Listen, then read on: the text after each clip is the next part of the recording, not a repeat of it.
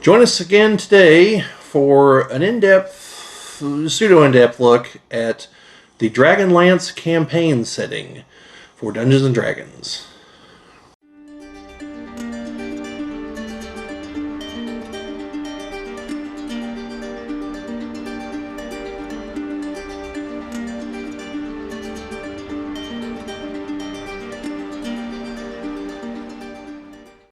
Welcome back to all you folks who've been here before, and welcome to all you newcomers to the channel. Today, we're going to be looking at the Dragonlance campaign setting.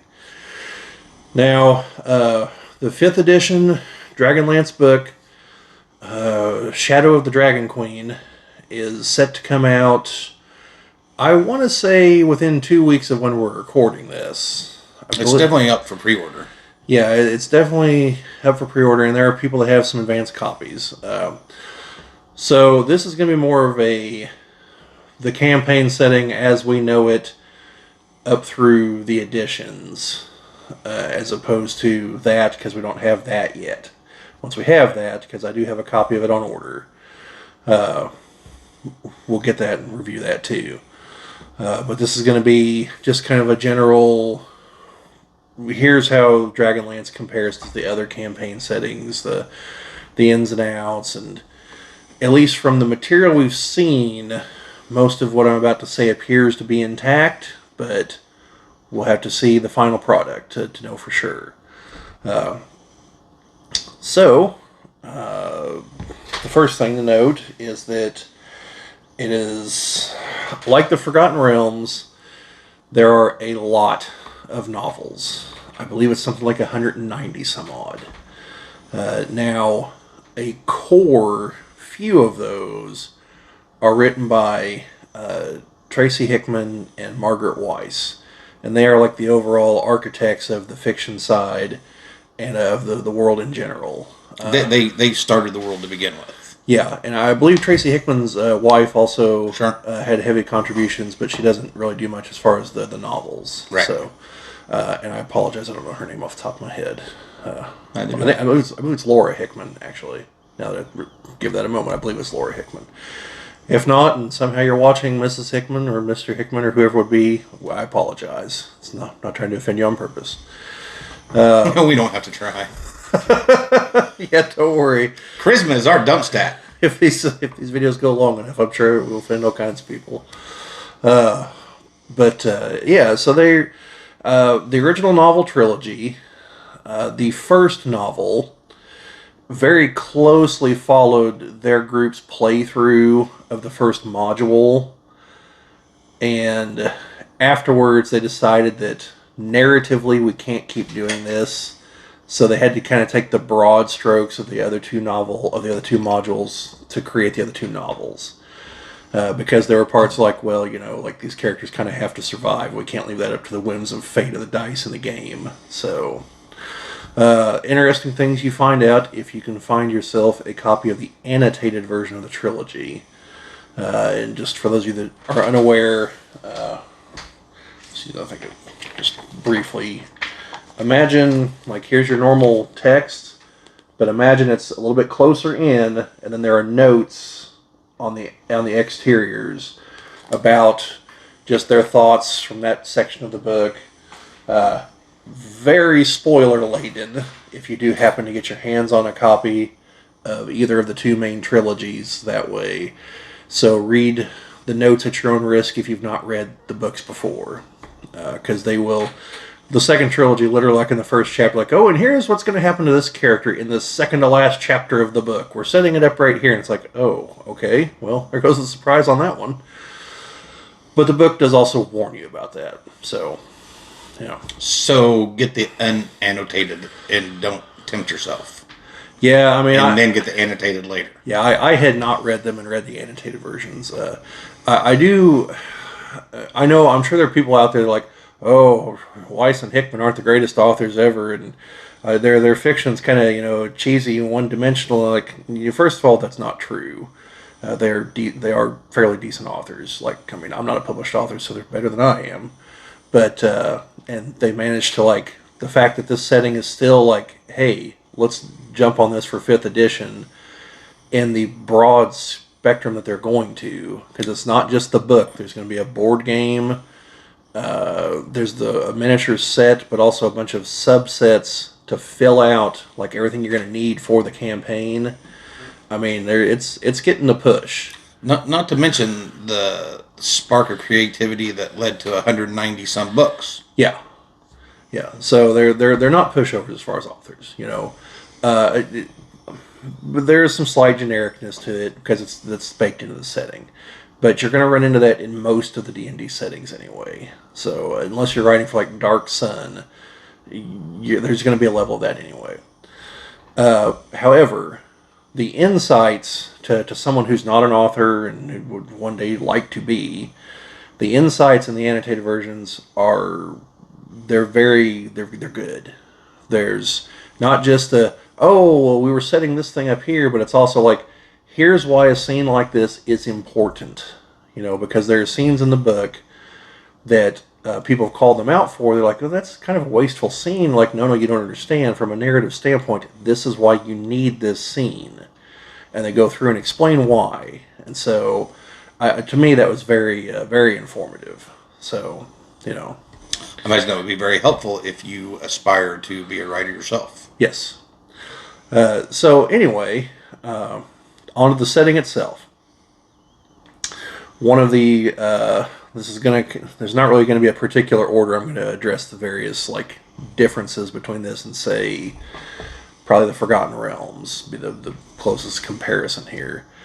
This setting is not quite what I would call a post-apocalyptic setting, but it's close in a lot of ways because the main time frame is what they call the War of the Lance. That's when the original trilogy took place.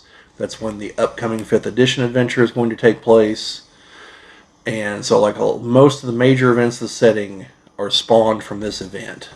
So, 300 years prior to that, there was an event called the Cataclysm, where the gods got a little tired of everyone's demands upon them and decided that the best way to answer this was to smash the kingdom of Ishtar with a meteorite, which led to a giant depression in the ground, which is now the Blood Sea of Ishtar. Yeah, they'll leave a mark. Yeah. So because of that, the gods then left. So for the intervening 300 years, there has been no clerical magic. The group that used to be paladins are now just knights. You know, there have been a lot of drastic changes as a result of this. Magic does exist, but it's rare and powerful. So, like I said, this is almost like, imagine Ishtar is like our replacement for Rome here.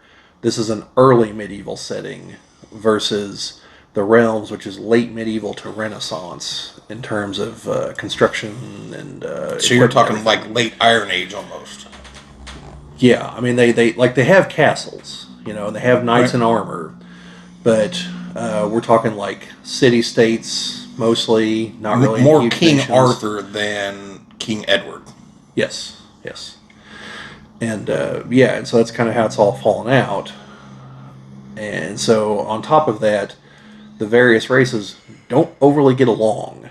The humans, the elves, and the dwarves, the main three, are not big fans of each other in general.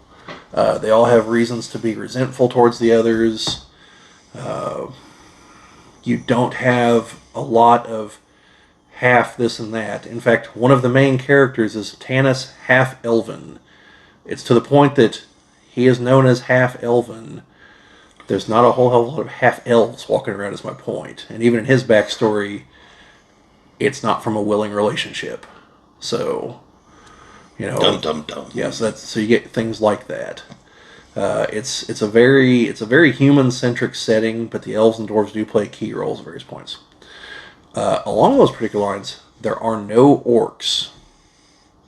They wanted to make a setting where orcs weren't the primary villains. Because they were like, look, everyone copies Tolkien, let's do something different. So there's no orcs. There are goblins and hobgoblins and some things like that, but there's no orcs. They were replaced with what they called draconians, which the dark powers that work for Takesis, who is a version of Tiamat, essentially. It's her version in this world, just like Paladine is this world's version of Bahamut. So that's the five-headed evil dragon goddess and the platinum dragon god, respectively.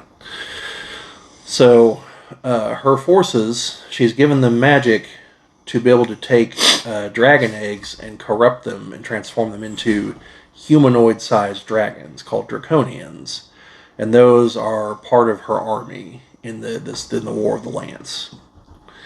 Which that's another thing. Once the gods disappeared, the dragons also all kind of went into hibernation. So there's no gods, there's no divine magic, there's no dragons. And then, like within a year of the War of the Lance starting, all of this is back. So this world undergoes major upheaval in the storyline. As to the gods, that's another thing. Most of the settings have some like laundry list of gods. There are 21 gods for Kryn. That's the name of the world is Kryn, Krynn. And they are split evenly between good, neutral, and evil. 7, 7, and 7. And so the balance is an important factor throughout the writings and the setting itself. To the point that, spoiler alert, the way one of the gods is ultimately defeated is by their opposite number choosing to become mortal, which in effect makes them mortal as well and thus killable. Quantum entanglement. So, yeah. And then the three gods of magic are cousins. Each of them is the child of one of the main other gods. Now they collectively have an agreement to not interfere with each other, and for them magic is the most important thing. And the magic users likewise also fall into those three categories. The red-robed wizards are neutral, the white are good, and the black are evil. But even with that, they still treat each other with a level of respect. Kind of like Harry Potter, okay? With even though House Slytherin may as well be House Evil, like it's still there. You know, they're still part of the day-to-day operations and everything. Can't have bad, or can't have good without bad. Can't have daylight without dark. Right.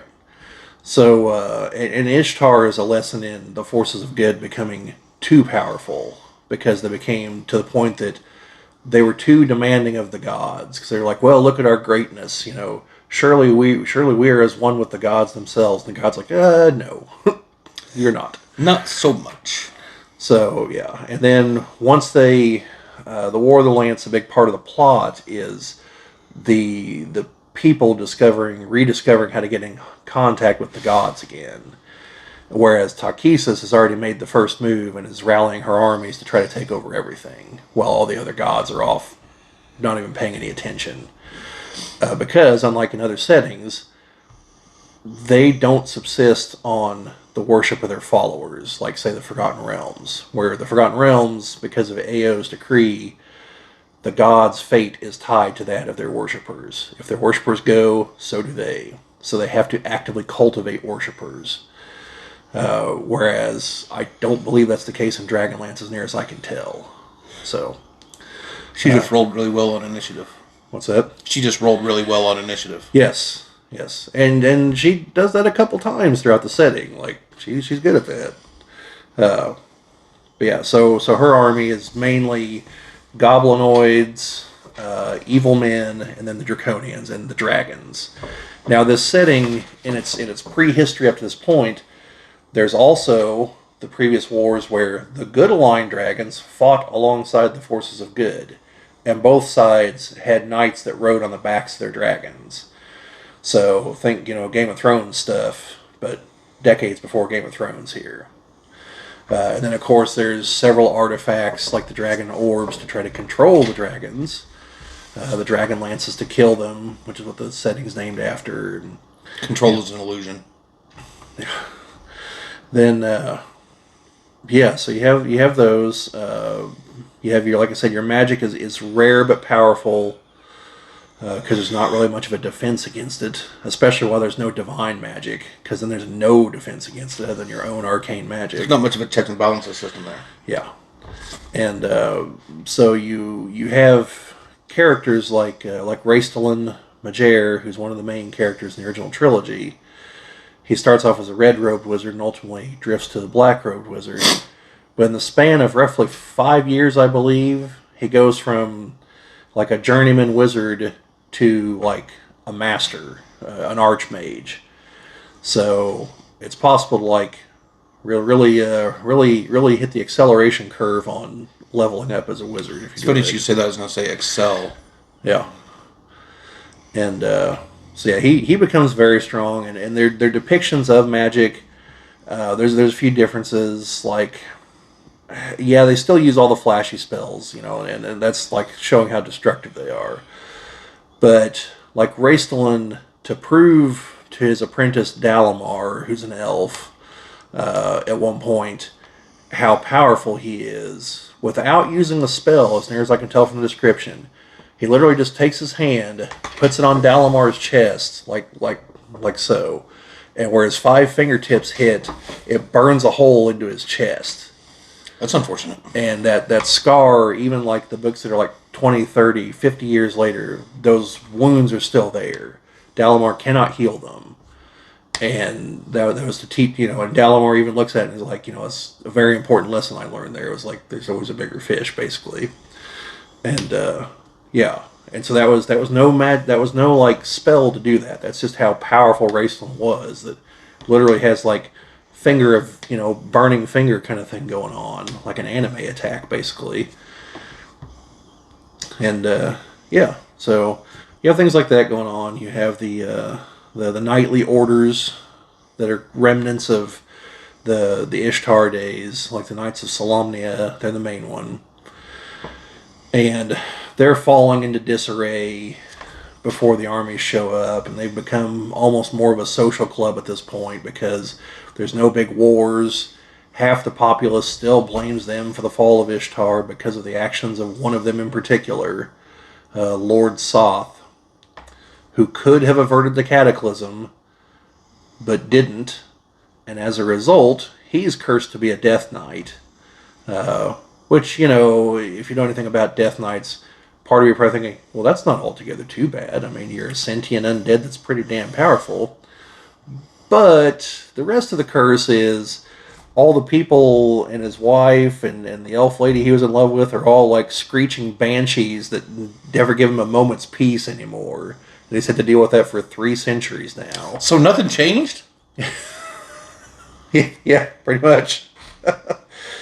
So, a kind of a little funny side note, I buy a bunch of the miniatures, and Nuh-uh. and every miniature depiction of Lord Soth, he's carrying a torch, and no one has been able to figure out why the hell that is. Like, just some random bit of artwork had him with a torch at one point, so all the miniatures have it. He's carrying a torch for his lost loves. Well, that's what one of them said, actually.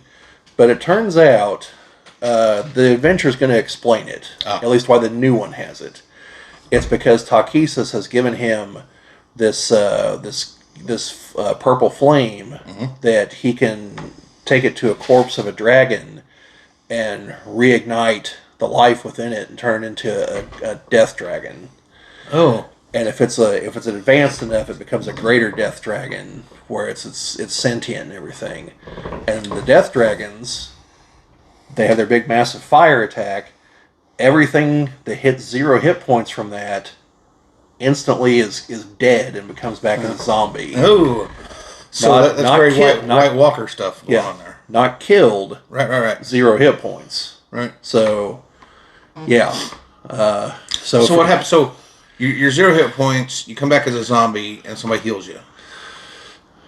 Well, in older editions, you take damage. I don't know for sure with 5th if you do. Because in older editions, healing spells are positive energy, and you're fueled by negative energy. So my point is, once you're a zombie, you can't come back to you. I'm assuming, without seeing the book, I'm assuming without a resurrection spell or something like that, you are. Because I'm assuming this is like intelligence to 0 kind of zombies. So even if you do come back, you're not a PC. So that's assumptions on my part. Don't have the book yet. So we'll have to see. But I've already seen at least one person suggest, well, if you want to be really nasty as the DM, you have the Greater Death Dragon go attack a village first.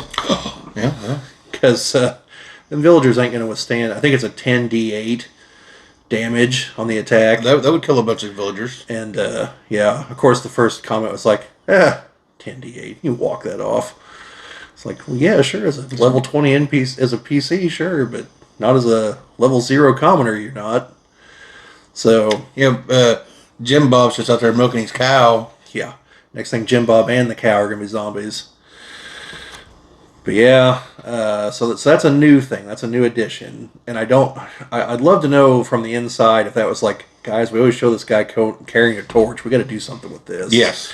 So that's, as far as I'm concerned, that's how it happened. Well, I'm going to go with that anyway. But so you've got him. Takesis does convince him to join her side. Because she's trying to rally everything that's evil and powerful to her. Although her later attempt, several decades later, Lord Soth, a lot of things happen to him, and he becomes slightly more of a tragic character as things go on. He ends up in Ravenloft at one point, and then he gets brought back. He's one of the only Dark Lords to escape Ravenloft. And he comes back, and Takesis demands his obedience, and he's like, you know what? You can saw it off. Like, I'm done. We're done with all this. And so her emissary, who is charged with considerable power, is able to turn him back into a mortal. And then, upon pain of death, he still is like, no, I'm done. And she kills him. So that's how he ends up going down, decades after the War of the Lance. But, and I did look it up. In older editions, Death Knights have power word kill, which is literally, they say die, you fail to save, you die. Only if they say Simon Says. Yeah. And as near as I can tell, in 5th edition, they don't have the power word spells. So I don't know if they're going to specifically give Lord Soth that, because in canon, he can do that. Well, I'm sure it's in there then. So yeah, I'm hoping he either he specifically has a special ability, or there's a Kryn variant of the Death Knight in there. So we'll have to see. And then of course he's got undead minions, I'm sure, in the book, and probably the Banshees too, because I know he brings them into battle too. Because why not let everyone else suffer? Well, maybe somebody will kill him. So yeah, so you've got you got a lot of stuff like that going on, and then you have some other races that are unique to the setting. Like the Kinder, one of the main characters is a Kinder named Tasselhoff Burfoot. The Kinder are, imagine, they're they're a little bit taller than halflings, I think, but more wiry. Okay, almost more like a goblin in terms of structure, but taller and a little bit broader, but wiry like that. But more humanoid in the face, less goblin-y. And they are a race that they're kleptomaniacs to the core, but they don't perceive it as stealing.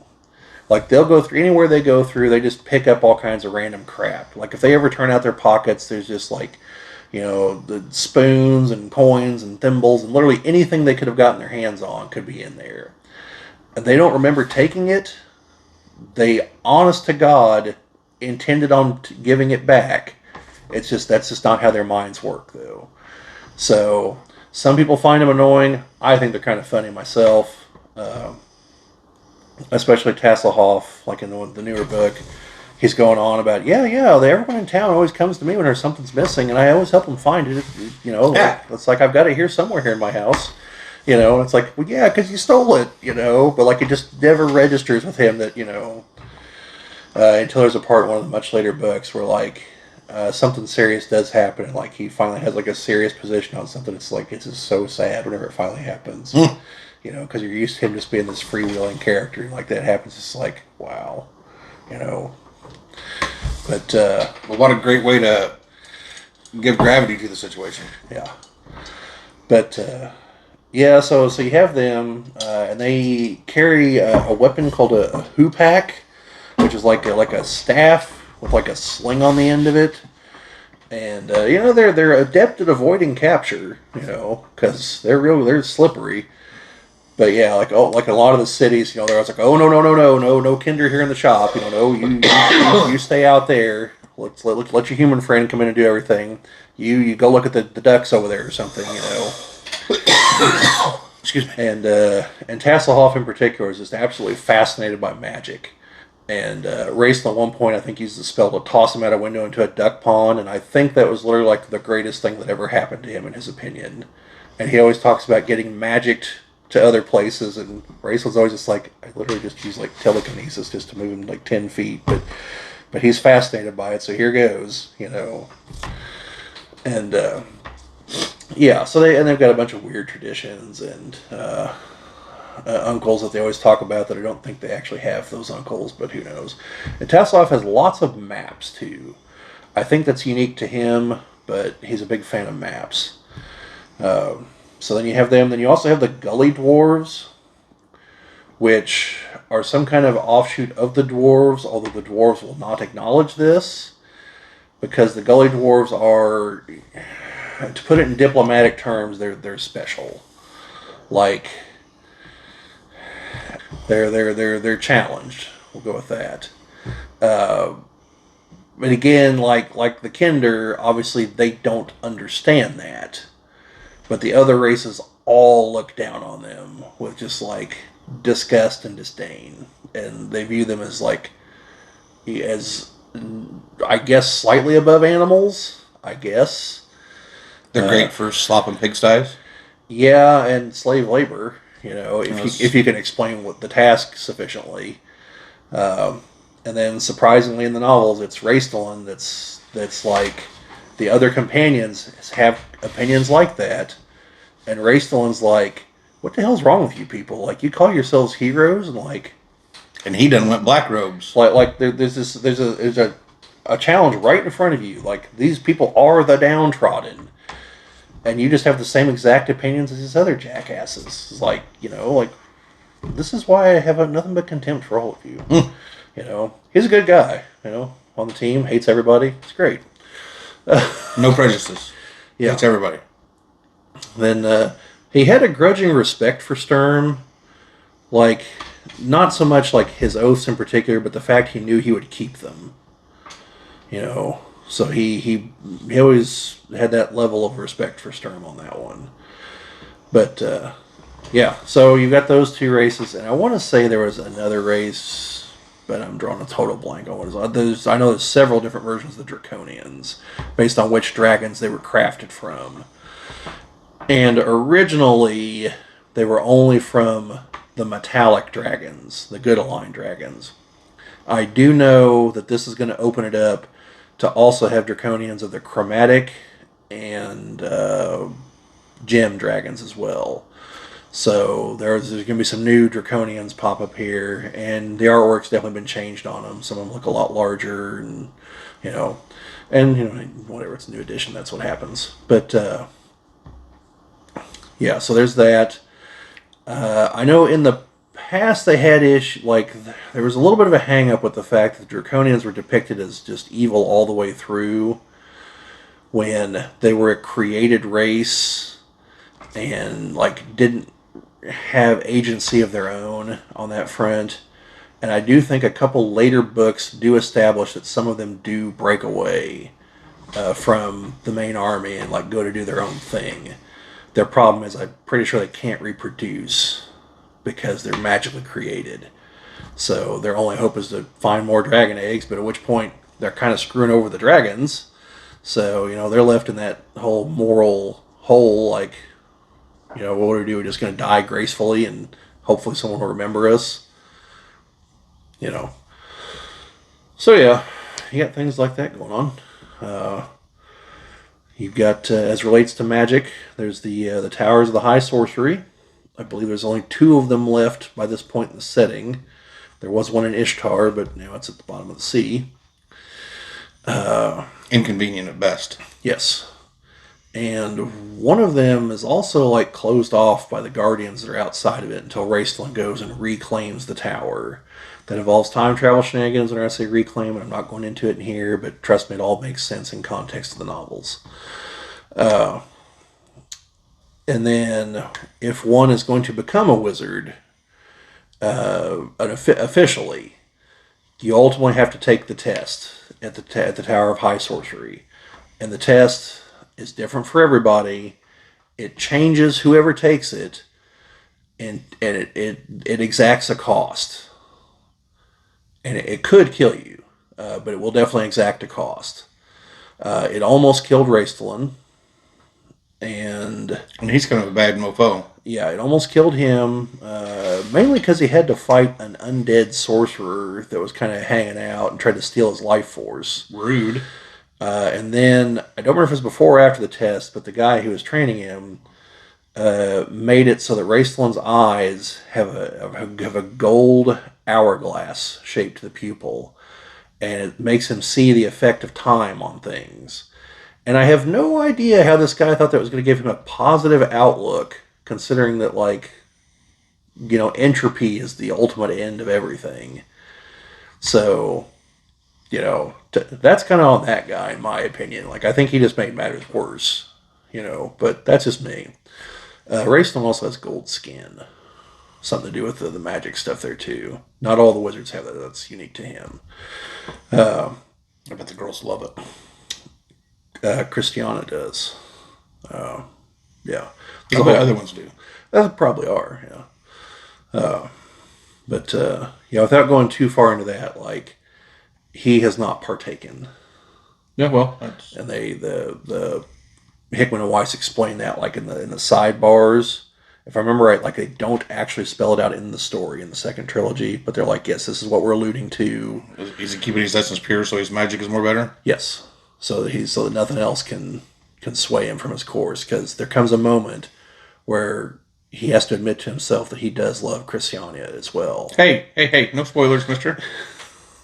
Well, let's just say if we ever get some artwork in the background here, one of the pieces is a piece by Larry Elmore, and it's the two of them, and it's easily my favorite piece that he's done. Yeah, fair enough. And that's and he's done a couple.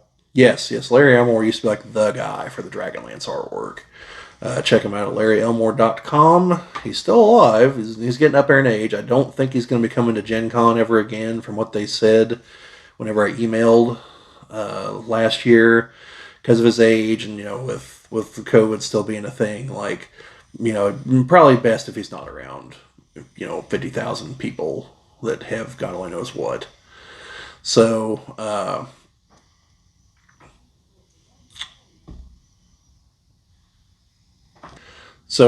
check out his website. He's got prints of a lot of the covers, and he did some interior stuff too. But just a slight word of advice. There are a handful of pictures on there that are nudes. The guy's been doing fantasy artwork since the 70s. Like, fantasy artwork used to incorporate a lot of that. So, like... Well, target audience. Yeah. Teenage boys in their mom's basement. Right. So if you're... Don't go in there looking to be offended, or you will be offended, is what I'm trying to tell you. Just the guy's been doing it since the 70s. His not only that, but just because there might be a naked breast doesn't mean that is not good artwork. Yeah, I mean, like, still excellent artwork. I'm just saying, like, there's going to be some of that. The women are drawn to be what would typically be defined as an attractive woman.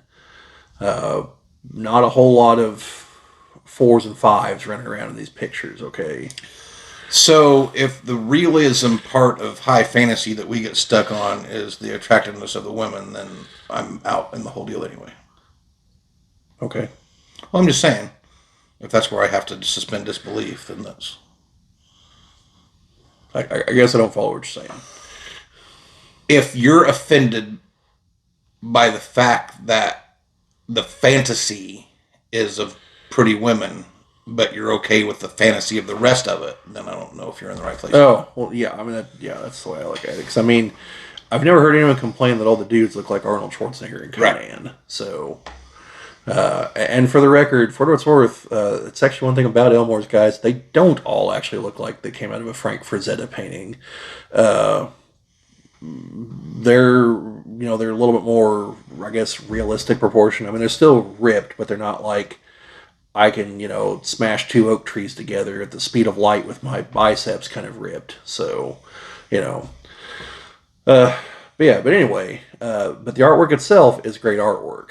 Okay, so, look past that, and none of the Dragonlance stuff has nudity. He does things for other lines too. That's why it's on his site. He also does stuff for ElfQuest and some of his own unique stuff and something else that I can't remember. But anyway, so I'm just fair warning. There's a handful of prints on his site that are not safe for work, but the rest, like the other 95% of it, is just fine. But yeah. So anyway, like I said, he did a lot of that artwork,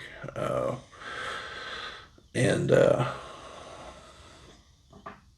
where was I going? The test, the Towers of High Sorcery. So another example is one of the gentlemen who is one of the main wizards later on. As a younger man, was a big physically fit guy. Relied on his physicality, and the test literally left him lame. One of his legs is permanently crippled. Unfortunately, And it was to teach him a lesson. Magic's your source of power, not this. Basically the lesson from the Force. Luminous beings are we, not this crude matter kind of deal. So yeah, and he accepts. He's like, yeah, obviously it hurts, but I'm a super powerful wizard now, so that's the trade. And yeah, so you have that. Some of their magic has a little bit to do with like the phase the moon's in, because the gods of magic have to do with the phases of the moon. The god of the dark moon, the light moon, and so on. So that plays into the effectiveness of some of their spells, things like that. Also, once the gods do return, the gods of magic are one of the ones that directly and frequently speak with their mortal followers. They come to the Towers of High Sorcery quite a bit, to the point that like even the mortals are like just chatting, like it's a couple of dudes sitting down here to watch a football game or something. They're not startled by the fact they're in the presence of a divine being. Just like, so like what's on the docket for today, guys. It's just the way they are. And in fact, that's the way people are around most of the gods in the setting. It's kind of odd compared to some of the other settings, but it is what it is. So something different. So yeah, and but because of all this, like I said, there's no orcs. You don't run into a lot of like constructs. I've noticed they've tried to shove some in the miniature set, and everyone's assuming they're from Ishtar before the destruction. Is the way they're going to try to play it off. Because again, it's a Rome knockoff, and pinnacle of man's might and all that kind of stuff. So of course they'd have constructs if anybody did. Like the selection of undead is very limited. The selection of a lot of things is limited. Like there's a lot of things in the monster manual that really wouldn't fit in Kryn. You'd have to shoehorn them in somewhere. So it is more of a limited setting. Now, that's not to say you can't. Obviously if you're in the campaign, you do whatever you want. It's just you might have your logical consistency level is going to require a little bit more work than normal. It's not like the realms where it's throw a dart on the map and something bizarre lives there, and if not, blame it on the far realm or this dimension or this dimension. You just don't get a lot of that associated with Kryn. Side note, Yeah. the in Critical Role, there was a group of drows that I don't know if all drows were now not subterranean anymore, if they started out subterranean, but drows in the second campaign, the Mighty Nine, had kind of an empire. There was the Dwendalian Empire, which was like kind of the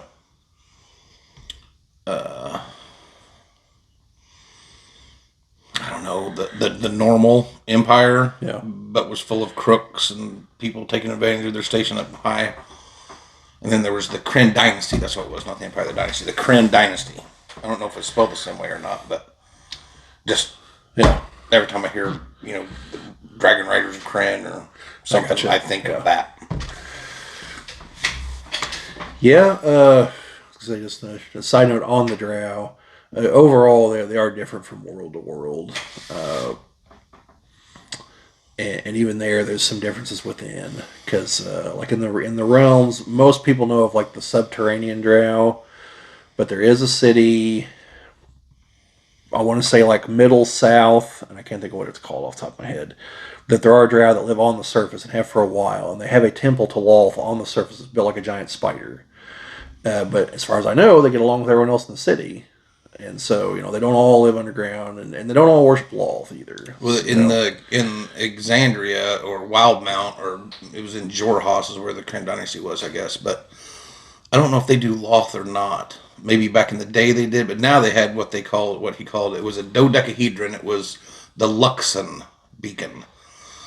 It was something given by the gods way back in the day, and it's about the size of a bowling ball, and it gave forth all kinds of things for them. They had reincarnation that happened through the Luxon. They had it gave them dunamancy powers, which was a specific kind of magic, and there was it also had motes. So if you stared into it, you could you'd shoot astrally out through the universe. Just like you was on hitting warp speed. Yeah. And motes of possibility, they call it. Basically, is add like a D40 or saving throw or whatever. Yeah. But I can't remember if they had Lolth or not. But if they did, it was back in the day, and now they were all about that Luxon. Yeah. Yeah, because I know in Eberron they worship a different god. I don't know the name of the god, but it's a scorpion god and not the spider. And they, I believe, had a surface empire in Zendrick. I think. I'm not a huge knowledgeable guy on Eberron, but I know nothing about Eberron. But I believe that is the case. Because I know I've got a couple of miniatures that are like scorpion armor Drow, and one is a Scarrow, I think is the name of it. Instead of a Drider, instead of the spider lower half, it's a scorpion lower half. Mm-hmm. But complete with the pincers and the tail, but still the arms and everything. Like a centaur with scorpions instead of horses? Yeah. And, so. But yeah, I don't know that there are any Drow in Kryn. I think that's one of those races that, there's a singular mention, and most people chalked it up to a misprint of someone not understanding that there aren't Drow. But I could be wrong on that, because I've not read the 190 novels. I've read, most of the ones Weiss and Hickman wrote. That's about it. So there could be, but I don't believe offhand that there are. Also, you get to see in full display how the green dragons just absolutely hate the elves in the setting. And I don't remember if there's even an explanation for it. But the one green dragon, hey, it just... Hey. But yeah, trying to think of what else really stands out in the setting. I don't know about the setting. I got, they just dropped some feats or backstories or something. There something new's coming out about every day. Or something they've touched on before is coming out about every day, or at least a couple times a week. But as far as the setting goes,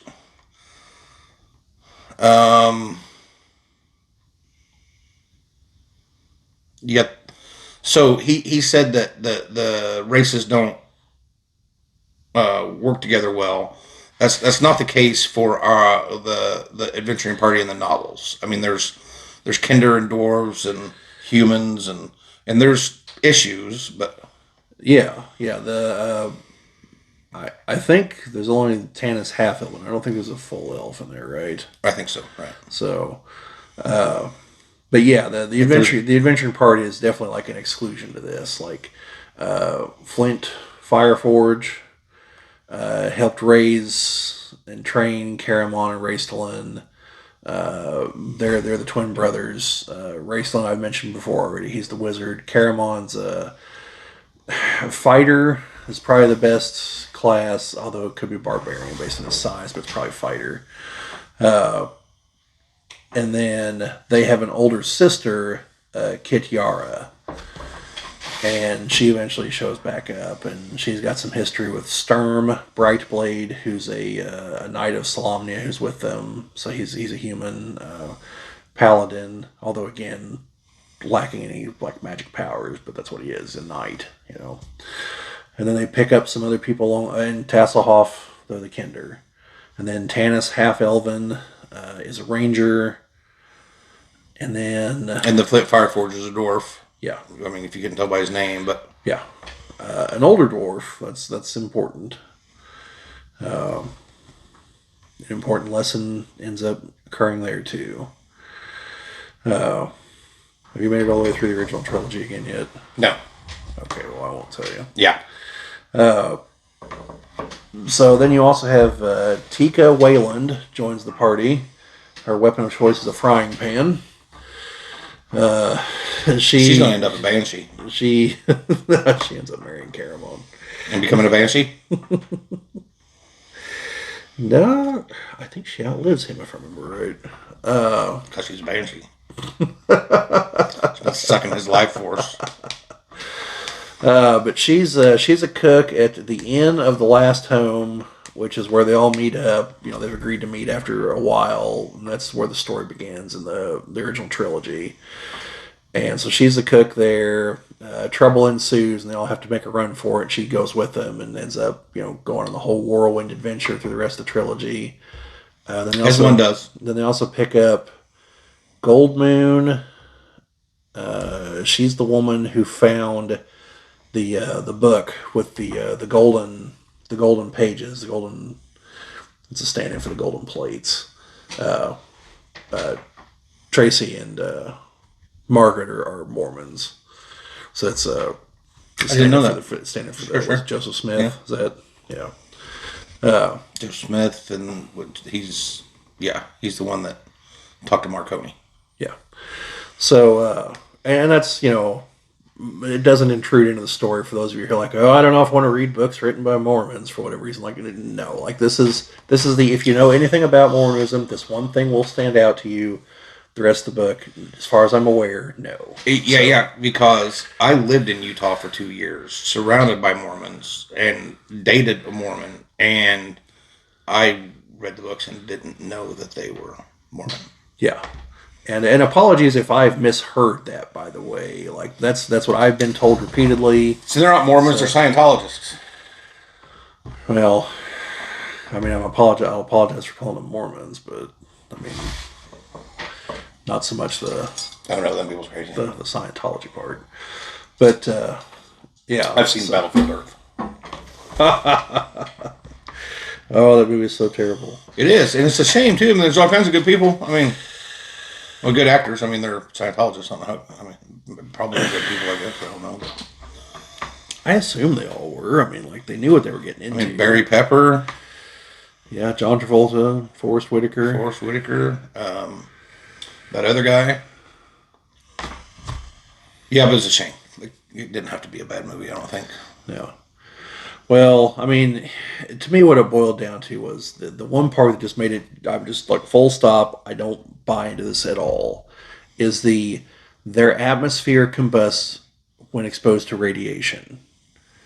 Like, there's lots of radiation in the universe. Yeah, like in space. Like every sun. Like around their planet. Yeah. Like their planet should just be in a ball of fire a long time ago. Space is just radiating with radiation. Yeah. Yeah. And so, like, now from that, the rest of the movie makes some degree of sense, except for the whole also, like, oh, we're going to teach you how to fly Harrier jets in, like, 20 minutes part, but, whatever. Like, You grew up playing video games. But, yeah, so, I mean, like, from that, sure, send a nuclear bomb to their home planet, and presto changeo, no more home planet. Like, sure, why not? But, yeah, so, anyway, moving on from that. Yeah, that's a different video. They she gets the golden book with the golden pages and everything, and like it talks about the gods and their names and how to call them, and she's the first cleric in the new age once it begins. The first person has healing powers. She's got a staff, the blue crystal staff, if I remember right. And every party needs a healer. Yes. Yes. So she has one of the major artifacts. And that's another thing about the setting. There's lots of artifacts just kind of out there for the taking. Well, I mean, that whole, a cataclysm thing, that'll just leave stuff laying around. Yeah. And so, yeah, you got those, like I said, the dragon orbs. There's a device to travel through time. I mean, there's all kinds of stuff. But yeah, so that's a lot of what's different. Can't really think of any other like noteworthy things without getting into heavy spoilers about the later books. No spoilers. So, and also some of it's not the greatest ideas on Earth either. So even without spoilers, I can tell you like you might want to find a nice cutoff point. So there was one other thing: minotaurs are medium instead of large. Because up to that, because in most other settings, minotaurs are large creatures, and it's because they were a playable race there, so that's why they made it medium. And they're a playable race in Forgotten Realms too, aren't they? I assume they are. I mean, they're there. I mean, they are. Once I bought the whatever Volo, whatever something maybe, they gave me Bugbear and. Not Loxodon, but all the things, and that was one of them. Yeah, I'm pretty sure that they are. Yeah, Minotaurs, Centaurs, Satyrs, all of it. Yeah, I know at the time that was kind of a thing, because, well, even their monster entry, I believe, still lists them as large. Well, that may very well be. I don't have a problem with them being medium at all. I mean... Yeah, I'm just saying, like... In the other settings, like there's this weird distinction, like, oh, here's the minotaurs you fight that are large, but we don't want you playing large characters, so you're going to be these rando medium minotaurs. And Kryn, they're all medium, is what I'm saying. So, yeah. So anyway, that's a lot of what's different. And then as for what we're going to be getting, a real critical difference between it and all the others is you're going to be dropped right in the middle of a war. Like, the continent is at war. And you're going to be fighting your way through that. So that's the backdrop against your various adventures. And as a result, from what they've said in the things, your characters created using the stuff from this will end up with an extra feat.